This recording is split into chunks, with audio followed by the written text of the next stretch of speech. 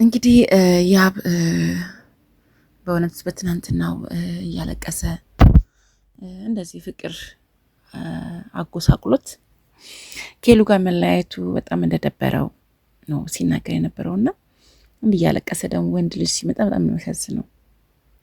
እና ከሄሉ ጋር ተመልሳችሁ ታርቃችሁ የምናያችሁ ያድርገው። ምክንያቱም አንተ ጋር ችግር አለ። አንዳንዴ እልፍ ሲል እልፍ ይገኛል ይባላል፣ ወይ ደግሞ ሰው ካልሄደ አይመሰገንም ይባላል። እና ከጎን ስታጣ ነው ሰው እንድታውቀው የምትችለው ይመስለኛል። ለምን ብትል እንትን ምን አለ እንትን ሄሉ ጋር በእጅህ ባለችበት ሰዓት ላይ አንተም አያያዝ አልቻልክበትም። ሲጀምር ማለት ነው አያያዝ አልቻልክበትም። ምን ታድርግ ይችልች ላንተ ብላ አርግዣለሁ ብላ ስትታረቅ፣ ላንተ ብላ ሁለተኛ ልጅ ፈልጋለሁ ብላ ብዙ ነገሮችን መስዋዕት ስታደርግ ሁሉ ምንም ያልመሰለ ሰው ነበርክ እና አሁን ከጎን ስታጣህ ከጎን ስላጣሃት ብቻ ነው እየተጸጸትክ ያለውና እየተናደድክ ያለውና ሰዎች በእጃችን ሲኖሩ እንዴት አድርገን መያዝ አለብን፣ እንዴት አድርገን መንከባከብ አለብን የሚለውን ነገር ግንዛቤ ልናደርግ ይገባል። ሰዎችን ስናጣ ብቻ ወይ ደግሞ ሌሎች ሰዎች ጋር ሲሄዱ ብቻ ማኩረፍ፣ መበሳጨት፣ እንደዚህ ማልቀስ፣ መናደድ ጥቅም አለው ብዬ አላስብም። ስለዚህ በእጅህ ስትኖር በእጅህ ባለችበት ሰዓት ላይ እንትን አድርግ። ገባህ? እና እንደዚህ መተህ በማልቀስ አሳዝነኛል። ሲቀጥል ደግሞ እንግዲህ ሚዲያው ላይ ለምትመጣላችሁ ምናምን የምትሉት ነገር አለና ሚዲያው ላይ ነው የጀመሩት እነዚህ ሰዎች። በፍቅርም አጀማመራቸውን በፍቅር ሲመጡ አጀማመራቸው በሚዲያው ነው የመጡትና ስለዚህ ለማሸማቀቃት ሞክሩ።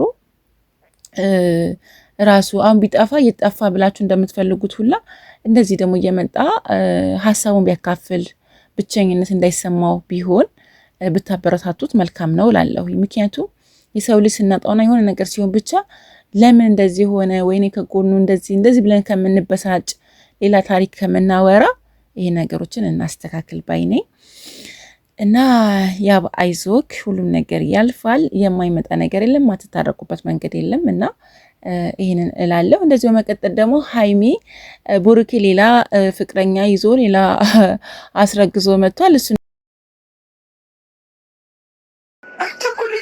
ነው ከዚህ በኋላ ጀምር ሁሉ አላውቅም። ቤተሰብ ምን ብዬ ሁሉ እንደምጀምር እግዚአብሔር ምስክሬ ነው። አላውቅም። በጣም ልቤን አሞኛል። ልቤ በጣም ነው የሚመታው። ቤተሰብ በጣም እያመመኝ ነው። እግዚአብሔርን ነው የምላችሁ። እኔ እንጃ። የኔ እምባ ይፍሰስ፣ የኔ ፍቅር፣ የኔ እምባ ፍስስ ይበል፣ የኔ ውድ፣ የኔ ማር፣ የኔ ምን ላርግሽ? በማርያም አጠገብሽ ብሆን ደስ ይለኛል። ማርያምን አጠገቧኝ ክልክ ባደርጋት ደስ ይለኝ ነበር። አይዞሽ ብዬ ጸጉሯን እየነካከው ማርያምን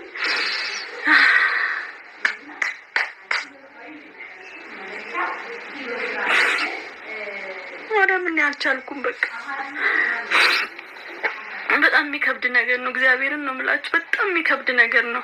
በጣም ነው የሚከብደው ይሄ ነገር። ምንድን ነው የሚባለው? እሺ ቤተሰብ ምንድን ነው ይሄ ነገር? ምንድን ነው ጉዱ? እርጉዝ ነች አያችሁ አይደለ? እርጉዝ አይደለሁም ማለት ብለን ነበር። እኔ እኮ እንትን ብያለሁ። ያው የእናንተ ነገር ስለሆነ ነው እንጂ እርጉዝ ነች። እኔ እርጉዝ ነው ያስታውቃል። ሁሉን ነገር ጨርሳለች በቃ። እሺ በመጨረሻ ላይ ብሩኬ ምንድን ነው ያለው?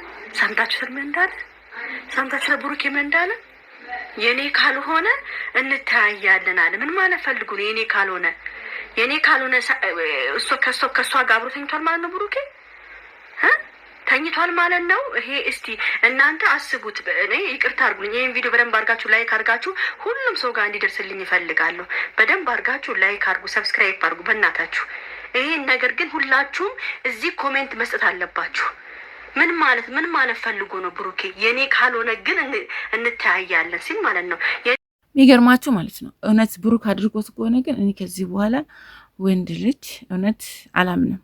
ከዚህ በኋላ እውነት እንጃ ቡቡ የእውነት የምር ከሆነ በጣም ለሀይሚ አይደለም ለብዙ ሰው ነው ልብ የሰበርከው፣ የሁሉም ልብን የሰበርከውና እንግዲህ ባልሆነ ብዬ እመኛለሁ።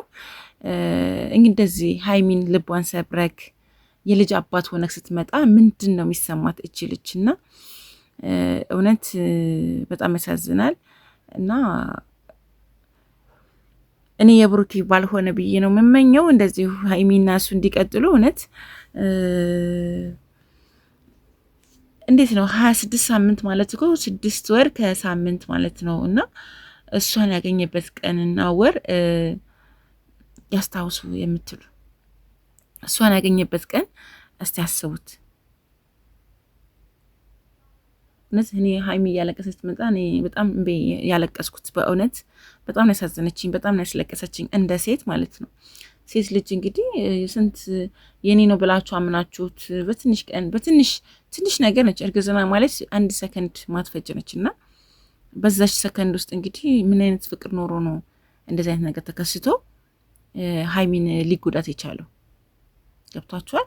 እና ሀይሚ አይዞሽ፣ እውነት ብሩኬ መቼም እንደዚህ አያደርግም ብዬ ነው ማስበው። የብሩኬም አይሆንም ነው የምለው፣ ወይ ደግሞ ፕራንክ ሊያደርጓት ፈልገው ነው። የሀይሚ የብሩኬ ነው ብዬ አላስብም። እና ሀይሚ የኔ ልዩ ሴት አይዞሽ፣ አንቺ አልገፋሽው፣ ለአንቺ የተሻለ ደግሞ እግዚአብሔር እንደሚሰጥሽ አምናለሁ። ግን ባይሆን ብዬ ነው የምመኘው፣ ሁለቱ ባይለያዩ ባይሆን ብዬ እመኛለሁ። እውነት ከባድ ነው።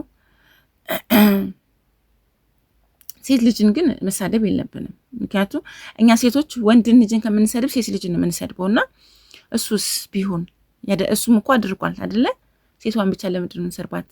ስለምንወዳቸው ብቻ ሳይሆን ሴቷንም ልንንከባከብ ይገባል። ምክንያቱም እሱ ያደረገው ነገር ትክክል ነው ብላችሁ ታምናላችሁ። ስለዚህ እሷን ብቻ መናገር የለብንም እና በሁላችንም ህይወት ላይ የሚከሰት ነገር ነው ብለን ማሰብ አለብን። ሲጀመር ወንዶች አይታመኑም ነው። እሱም ራሱ እየተጠራጠረ ነው። አይገርማችሁም? እኔ የቡሩኬ ነው ልል የምችለው ቡሩኬ ራሱ እየተጠራጠረ ነው በቃ። ስለዚህ ከሀይሚ ጋር ሀይሚ ስላመማት ስለማጽናናት ፈልጎ ነው እንጂ ቡሩኬ የራሱ ልጅ እንደሆነ 10/10 ብዬ ነው ማስበውና እዚህ ጋርም ከሀይሚ ጋርም አለው ከልጅቷ ጋርም አለው ማለት ትንሽ ይከብዳል። እርጉዟም እኮ እንክብካቤ ትፈልጋለች አይደለ እንዴ? ስለዚህ ሀይሚ አይዞሽ።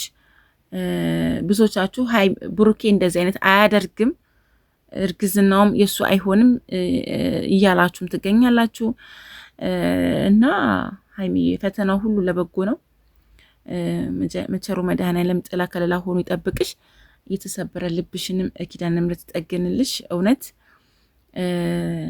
ሰው ማመን በቡሩኬ በቃ ነው የምለውና እውነት ይሄ ነገር አድርገኸው ከሆነ ወስማ ሴቷን እኔ አልፈርድባትም። ምክንያቱም እሱስ በቃ ማንም ሰው ፌመስና እንትን ሲሆን ማይወደድበት ነገር የለም። ትሳሳታለች፣ ታደንቀው ትችላለች። ያ ነገር ገባ በቃ። ስለዚህ እና ብሩኬ ያደርገው የምትሉ ሰዎች ደግሞ አላችሁ። ለምንድን ነው የማያደርገው? ሰው እኮ ነው። ሰው ሆኖ ደግሞ የማይሳሳት የለምና እኛ ሴቶች ደግሞ ሰው ለማሳሳት አንደኛ ነን። ስለዚህ ተሳስቶም ሊሆን ይችላል። ሲጀመር ሀይሙና ብሩኬ መቼም አይለያዩ የምትሉት እንግዲህ ፈጣሪ ይህን ነገር ይጠብቅ ነው የምለው። ባይለያዩ ደስ ይለኛል። ከሆነም ደግሞ እንግዲህ እግዚአብሔር አልፈቀደውም ማለት ነው፣ ለሱ አልነበረም ማለት ነው።